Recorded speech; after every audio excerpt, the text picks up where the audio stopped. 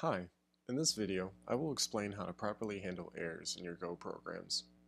The workflow of error handling in Go is a bit different from other languages such as Python and Ruby, as Go doesn't have exceptions.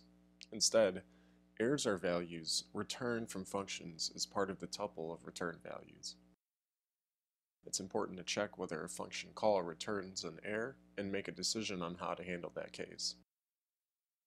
Go's philosophy is that every error should be handled, and ignoring errors is a very bad practice.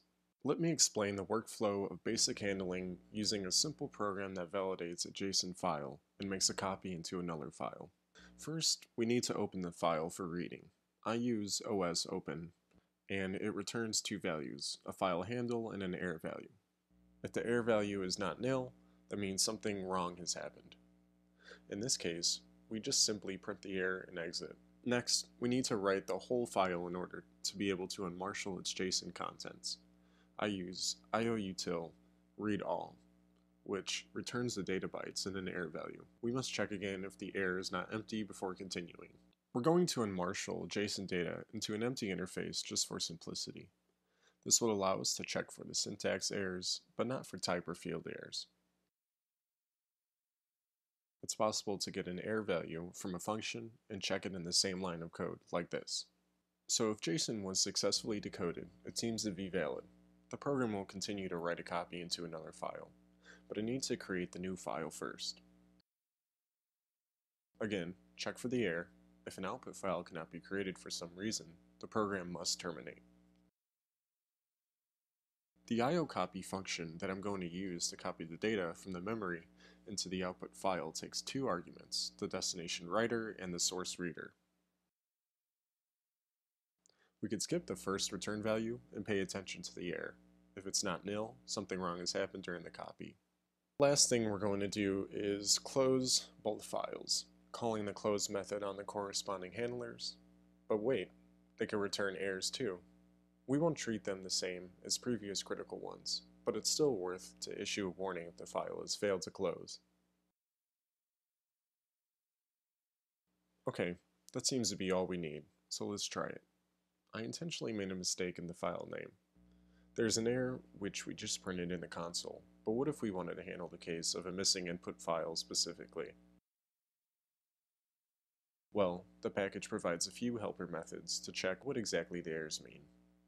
We could check if the error was about a missing file using isNonExist method and write custom logic to report about it. I'm fixing the path. The program must continue now. Oh, it's a JSON error now. There's an invalid character somewhere. Well, in fact, I intentionally made a corrupted JSON input. There's a missing quote.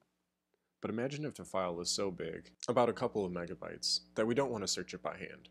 We want to get some context from the error and know, for example, a field name or the byte offset. The error type that functions are returning is in fact an interface with a single method that represents the error context as a string. It's up to particular implementation to provide that error message and to expose enough context to debug things. In previous cases with OS Open, we did error matching by providing helpers in the package. In this case, we're going to match the underlying type of the error structure that implements the interface. To do that, I should use a type switch. JSON package has plenty of possible errors, so we'll check for the syntax error. When asserting the type to be a pointer to JSON syntax error, we can gain access to more context. In this case, we only have offset and bytes within the body, so let's print that info. In other cases, for example, in JSON unmarshal type error, there's a lot more context, but we'll focus on syntax error handling now. Let's run the example again. As you can see, the error is now matched and we have some additional context to use for debugging. I could jump directly to that byte offset in my text editor. After this fix, it should work. No issues whatsoever, because all possible error cases are covered. It would warn us in the console if something goes wrong, but it doesn't because everything's alright. The resulting code, as you can see, is pretty big, as it contains several error checks. We could remove all the checks and leave ourselves with very simple and compact code, which works in an unpredictable way though. This approach would contradict the Go philosophy.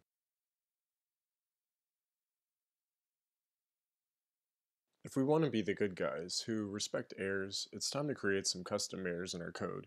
The simplest way to do that is using errors.new to return an error implementation that is only the given string as its message. And if you would like to provide something with more context, you'll have to define a type and make it conforming to the error interface. Custom errors can be matched in different ways. If it's a simple error, you can match by value, or if it's a complex error, you can match and discover the context by type switch, as we have shown before. Okay, at this point, this is all you need to know about error handling in Go. So give it some practice, and never forget to check the return values for a possible error. Have fun!